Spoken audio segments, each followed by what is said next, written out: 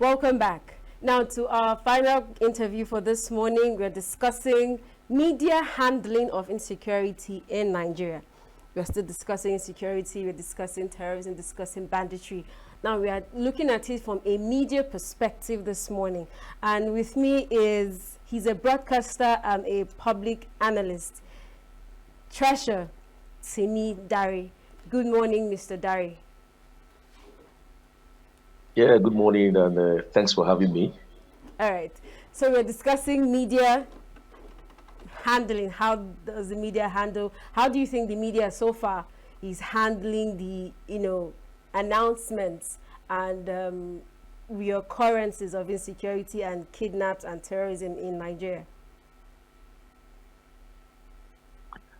Okay, so well, I don't know where to start from, but of course, me and you know that media in Nigeria, the conventional media, the social media, and all of that, uh, I would say they are not really doing, a thorough job on the reportage of whatever is happening concerning insecurity in our nation. Just yesterday night, one of the platforms that I belong to, my community platform, I saw a video that I have seen like 3 years, 3 months ago, you know, circulating again. Somebody posted it and said that's happened in Lokoja in Kogi State. And I was wondering because I saw that video about 3 months ago, and it didn't happen in Lokoja.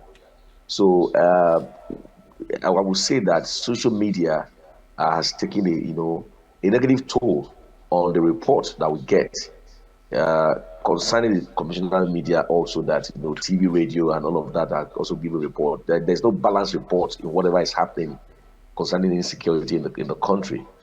Sometimes you hear people defending what the government is doing and people going against them. There's this, back and forth on the issue of insecurity. But the truth about it is that things are happening, and the politicians are trying to hide, suppress the reportage from not being correct. I mean, an accurate, reporting of exactly what is happening, both in the north central, in the middle belt, and northeast, and all of those, areas that what is happening. We're not getting the accurate information because some of the information are being kept aside. Some of them are being, sometimes even things that happen in Nigeria, you get to hear it on the foreign media. That's why you get to hear the true story in foreign media, and you begin to wonder why our media is not reporting exactly what is happening. So I would say, as a media person, that the way the media has handled security report in Nigeria is not good at all. I must be very honest; it's not good at all. You know, until we're able to curb this issue of people just issues trending, videos being forwarded, and then giving the caption. Because now everybody's a media person. Because once you forward any message now, you become an influencer on social media, you become a media person. Not those of us who have been trained to do all of this job. Just like you and I, we have been trained. But what we get now is have report, have truth of exactly what is happening in the country concerning security. So seeing that we have a whole lot of half truths that that are being spread, or maybe like you mentioned earlier, the circulation of an old video. How do you think we should, as an established media bodies and journalists, how do you think we can help curb the spread of all these half truths, false informations, fake news that are circulating in the media these days? Yes, what we can do is immediately I saw that video yesterday, I had to quickly come out to say no, this video is not is not correct. Because if you keep quiet, if we keep quiet as media practitioners, we see half truth being peddled around, and we don't talk, we don't speak against it, we don't talk about it, it becomes an issue. You understand? So, but for me, I had to quickly debunk and say no, this is not true. This has been in circulation for like 3 months, and it didn't happen in Lokoja. So many of us that are core media practitioners, were in the system, radio, TV, online, print, and all of that. Once we see any report that is not true, we need to come out and openly debunk them so that people will know that this is not true. Because people just get information on their phone, the group they belong to, and then they don't even wait to verify. They just forward. And what I always do is I pick up those messages and I go get facts and I debunk them on any platform that I find myself. That's what I do. And when I do that, people say, "Oh, thank you so much. I believe you because it's coming from you." And sometimes many of these, national media houses have not carried the story, and you are beginning to spread the story. You're spreading the story up and down because you just really want to show up, you see that you are forwarding messages and all of that. They want people to see you as being current. You have not verified the messages, not verified the report, not verified the news story that is circulated around. Once we practitioners can do that, I think it's going to help people. Like I always tell people, don't forward anything you don't author. Don't forward anything you don't verify. If you do that, then you can be accused of of carrying fake news, and that is it's not a good thing. So many of us who are media practitioners should be able to rise up to this particular trend now and help people debunk fake news. Once you are not sure, don't forward. Once you are not sure, don't post. Once you are not sure, don't also refer, because once you get people who don't even care, just forwarding, just to be seen as if they are forwarding. I mean, they are very quick, or they tend to know what's happening in the country, and that's one thing that we need to do. But a lot of things are happening there. You have colleagues that Okay, for instance, if there's a story that emanated from Jos Plateau State, I'm sure you also have somebody over there you can easily call. This is what I get. I have got. What's happening over there? Can you please confirm the story before you make a post on that? That in doing that, it's going to help us to debunk some of these have fake news trending about concerning this. Because when people see that, it begin to create panic among people. Now that video of yesterday, I say, oh, we're praising the government, not knowing that it actually did not happen in Lokoja. It didn't happen in Kogi State. The ones that happened in Kogi State, someone was on ground and he posted a video. He recorded himself. He's not a media person, but he did that and then forwarded. So this is what I got. I am right there. I'm here on the scene of the incident. So those are the kind of things we should be able to stand and speak against. If you don't do that, the way fake news is trending, the way fake news will get a hold of people, I'm sure those things will actually cause panic. If you remember what happened during the Lagos, the Kenya Cantonment bomb explosion and all of that, I mean, that made people to start leaving their place without even verify what has happened. Some of those kind of news are things that are happening these days. Yes, there are killings, but let's verify those killings before we begin to post videos or we begin to send messages across. And because if people are not secure and then you are sending messages of panic again, you're causing more damage, double damage to people. So that's what I think we should do. As media practitioners, we should be able to debunk some of these things that we know are not true. But if you keep quiet, of course, people will believe what has been said as true. Now, how does the media shape government response processes?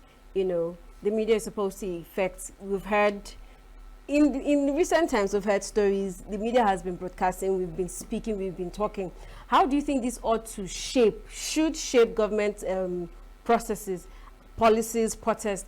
And so far, do you think it has, to any extent, affected any change in how the government is handling the insecurity cases in Nigeria?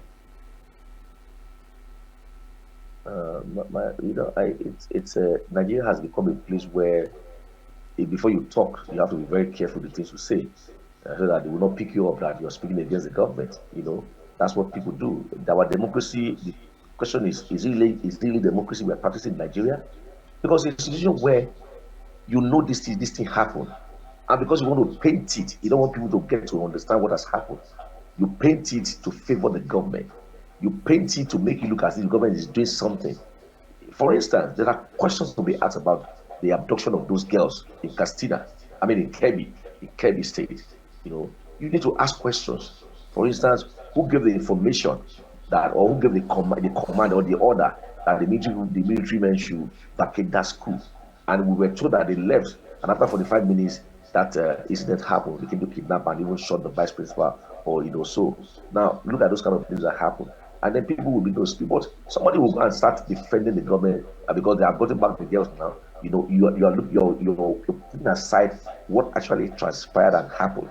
And if you don't get this fact out, someone gave that order. Who is that person? Is the person that approved the law? So that things we need to put together and understand. So many times, we look at media information because we don't want the government to be, to be angry with our media, especially the private media practitioners. Because if you look at the government, of course, the government owned practitioner media houses, we always defend the government. We always say things that will really go with the government. But the things we see, in private practice, we must be able to speak out. I remember those days where people were fearless. People will speak the truth into power, and they can get arrested, they can get prosecuted, and all of that. But these days, what we do is to just paint things as if they don't even actually happen. Because you want to be in the good book of government. People get to employ media, people who are not experienced media practitioners as commissioner of information, as SE on media, and then you begin to bring out things just to begin to hype the political office holders to make sure that to make them look as if what they're doing is good. But then you know that what they are doing is not good. They are not, they are part of the problem, because information kept behind, when you don't release information, when you don't tell the things you know, when you paint them as if they are true, you cause a whole lot of problem. So for me, media handling of insecurity in the country we're not up to the game. We're not doing what we're supposed to do. We're not giving that information. We're not, for instance, the media officer that was shot there, you can understand how the information got into the hands of the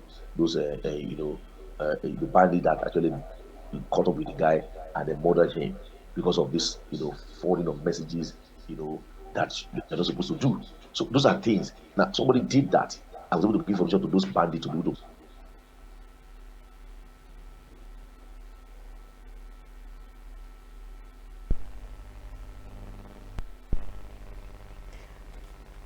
Mr. Dari, can you hear us?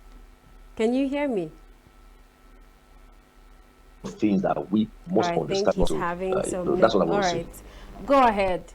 And please, could you position your phone? Your hands seem to be, your face is shaking. So if you can, steady your phone so we can see you properly, sir.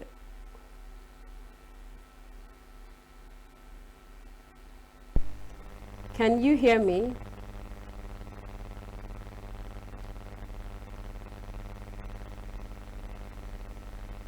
All right, we'll go for a short break. We'll be right back. News in your pocket.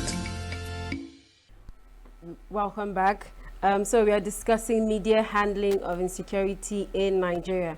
Our guest is joining us back. Mr. Can you hear me? Can you hear me now? Yes, I can hear you clearly. Mr. Dari. I can hear you clearly. All right, go ahead. You were speaking on, the effect of media on government. Yes, so that's what I was trying to say before. These are the things we keep talking about. Network also is the matter of is an insecurity on the media also. When you're doing something that you can't get, good.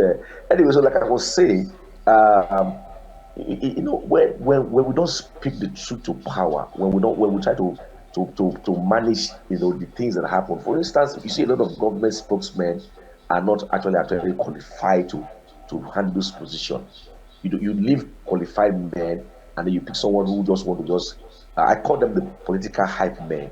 That's what I call them, the political hype men, because they're just hyping the government. They're just talking about just to be in the good book of the government. You see what is wrong and you're not speaking out, you're not saying it, and then how do we move on? How do we do what is right in the country? How do security become? Look at everywhere now. People are even scared of traveling. This is Christmas period. People are really not willing to travel to waste their life because of these bandits and kidnappers everywhere. So we must be able to speak out. Let the government employ professionals, not just hype men, not just those that will speak in favor of the government. If the government is not doing well in some area, we should speak out. We will speak out, we call them to order. But this kind of government that we run in this country today, it's difficult to be able to speak the truth. Even when you see some press releases, you just wonder, is this signed by a media professional or what? A lot of press releases that people just bring out now these days is trash. It's trash. So we need to really go back, to having experience and professionals handle the media arm of any government. For instance, a Minister of Information should be a thoroughbred, media person who understand the workings. Just like that, even the state government also and the local government area. But if they have people who don't even understand what media is all about, just answering media in SEO media, you know, senior advisor of media and publicity, and those not even understand the role they are handling. So when you have people, quacks, who doesn't understand this role, you bring out information that are not correct, information that can even cause panic, to the entire populace. So I believe that we should be able to go back to our drawing board, because the way and manner this insecurity is operating around the country is becoming something else. So we pray that, like we always do, that God's going to give the president and the governors the wisdom to be able to tackle all of these, serious menace ravaging the country. Now, we've discussed the effect media ought to have on government's implementation and processes. Would you say there is, in the view of what you just said, that there is an absolute press freedom in Nigeria? And can you put us through some NBC regulations that, hinders this freedom? As much as we want to say everything as it is, do you think that we are experiencing absolute press freedom that is separate from the government? Of course, we are not. Of course, we are not. We're not expressing press freedom. I just said this. I just admitted to you that, sometimes because of the kind of people that handle such, offices, to the political office holders, So what do you expect? When you're not qualified to speak, you wouldn't understand the things you're supposed to say or not to say. I'm talking about the NBC code, of course, on politics and all of that. When you have people, thorough people who understand all of these things, as a matter of fact, many media people have not even seen the NBC code. They don't even understand what the code is. I mean, what's the code is all about. You don't have that. A lot of people are not seeing it. And yet they came to the media men. Now, if you don't understand the rules of engagement concerning the industry that you are, how do you do things how do you give the information that is correct to the populace? So many media houses, whether public, whether private, should be able to keep training their staff, keep training those that speak on radio, speak on television, write, for the print media, to really understand the things to say and what not to say. I'm one man that I'm not afraid to speak truth to power, because when you understand that you are not doing what is right, you need to speak out. I don't believe in hyping people who are not doing anything. I don't believe in just hyping, just talking about someone who doesn't understand what he or she is doing. And then you keep talking to people, and then after 4 years, you come back, you to repeat the same cycle. So for me, NBC also should conduct regular training for media practitioners. Because if you're regulating and people don't even understand what you're doing, they don't get to know all of these laws, bylaws. Let's say just sanction this station for saying this, for doing that. When you don't have thoroughbred practitioners in the industry, you equally don't have thoroughbred practitioners in the regulatory industry, then what do? There's going to be a problem. So I'm recommending that the regulators, which is the NBC now, should be able to put together several trainings in all the zonal offices, several trainings for media practitioners, educate them, teach them what to do, how to do their job, how to report, not to bend things, not to cover up things.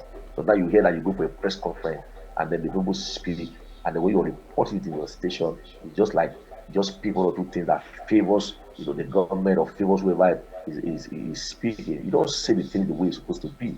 And that's why our media in Nigeria is not meeting up. And that is the truth. So for me, I will always say that regulators should organize more training, and for also private stations, public stations also organize training for your staff. Let them understand, what to do and what not to do. There's a lot of questions you ask when you're interviewing someone. They're not supposed to ask, but because they don't know. So all of these things are things that we need to look at very critically. And in the coming year, in the new year that is coming, we should start planning, put in their budget. Let the National Assembly, also be aware of all of these things. That we need to train more people in the industry. We need to train more people in how to handle report of insecurity, how to handle report. Like when you go to social media, you see the kind of things that you're not supposed to even see there. People just do some things without even investigating. And at the end of the day, you create more problem for the populace than even try to help them to get all this information. Okay. Lastly, before we round up the conversation, speaking of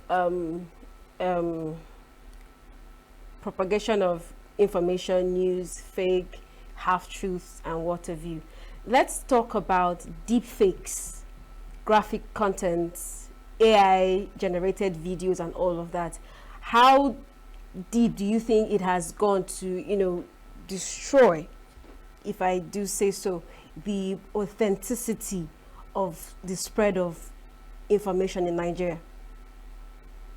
Hmm. I think if you wanted to talk about AI, we'll use maybe a whole day to talk about that. The effect of AI on media.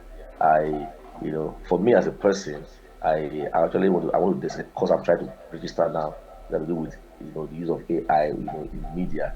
I think that's sometime around January. I'm going to get into that training because I want to know.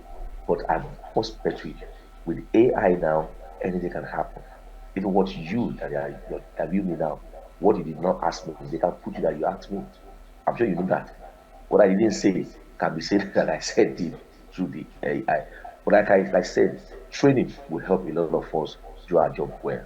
Training will help us, a lot of us, differentiate between an AI generated broadcast and then the normal broadcast. Like what we're doing now, it can be turned around and what we didn't say can be said, I will say it. But for me, once I see, because I'm a trained person, when I see what is not correct, I know this is AI generated, I know this is not correct and all of that. So it's talk about training. It's talk about training. We must train our media people to understand. And if you're not careful, this AI that has been introduced, I hope it does not destroy the media completely. I hope it does not take away, the truth about the secret of our industry. I'm afraid. But of course, it's also a good thing. We're advancing in technology and all of that. But we should be careful with this AI thing because a lot of things are happening. You see a video that would trend on national television, and then the next thing you hear that it was AI, it was it was AI, the video was doctored and all of that. You don't even know the one you're going to believe anymore. So this is these are my fears. But I know that we can get along if people are properly trained, in doing their job as a media practitioner. Now, before we, in 30 seconds, 5 seconds, what do you think what do you think is the future of media, in Nigeria in the coming years with what we have now? And like I said earlier on, everybody's a media practitioner now. Everybody's a social media influencer. Once you have a Facebook page and then you have followers up to 1,000, you have become an influencer. And then anything you post on your page, people tend to believe or to react or to comment whether it's true or it's not true. And that's what that's what we must look at. You can't be a media person without being trained. I'm sure what you're doing now, you were trained to do that. Am I right? You were trained. You have gone through one training school or the other to do what you do. But people who are not trained just because you can use AI, they just go there and put. But so the future of media in Nigeria is still very, of course, those of us who do real media work, those of us who were trained, those of us who started from the beginning, who started well, and we're still looking for information, we're still trying to get trained despite what we already have the experience. For people like us now, am training in the radio, talking about electronic media, talking about radio and TV, also the print media. So it's someone that has gone through the whole thing. The way I will practice my this thing is different from somebody who just started doing something like 2 years ago, 3 years ago. So I see a bright future but like I said, we must continue to be trained, get training, get training for people who are in this industry so that they will do the job without, making errors and mistakes that will give giving issues to the station that you work for. If you go and do something now against the government, you're private, and maybe you're a private practitioner in your state, the government can just decide and just seal up your media house because it's you feel that you are against him or her. But if you do your job thoroughly, I'm sure nobody can come to shut you up and say don't talk again or don't say this again. So we keep training, regulation, bring out the laws, everyone understand what and what is supposed not to do. And if you put all those laws in practice, everybody will be careful not to do what is wrong. That's my advice. All right, thank you so much for joining me, Mr. Treasure Timi Dari. It was a pleasure having you with me this morning. Thank you. Have a nice day. And thank you to everyone. Thank you so much. All right. Now that's our last interview for this morning. Coming up next is a week in retrospect. Do stay with us. We'll be right back.